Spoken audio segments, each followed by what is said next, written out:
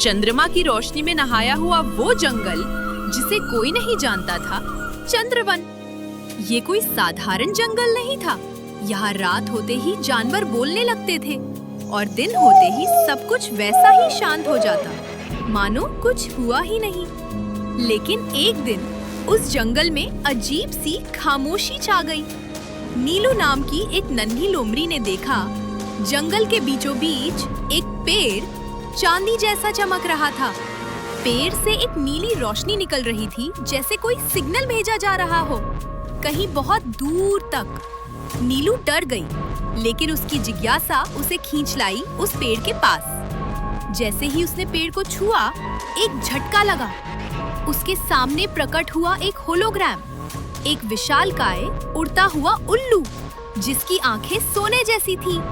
नीलू, तुम्हें चुना गया है। चंद्रवन खतरे में है।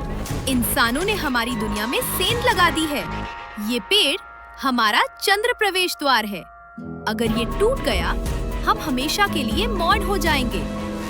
नीलू को अब अपनी सबसे बड़ी परीक्षा देनी थी।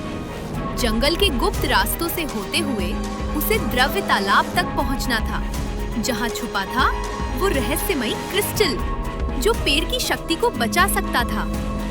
पर रास्ता आसान नहीं था। वहां थी काली बिल्ली, एक पिशाचनी जो जंगल में अंधेरा फैलाती थी। नीलू ने अपनी चालाकी से उसे चकमा दिया। उसने चंद्र किरणों से बनी तितली टॉर्च का इस्तेमाल किया और काली बिल्ली पिघलकर धुएं में बदल गई। आखिरकार नीलू ने वो क्रिस्टल पेड़ में लगाया।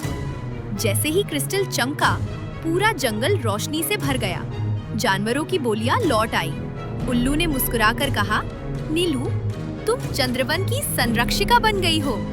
कहते हैं अब भी अगर आप उस जंगल में रात को जाएं, तो नीलू की गूंजती आवाज सुन सकते हैं।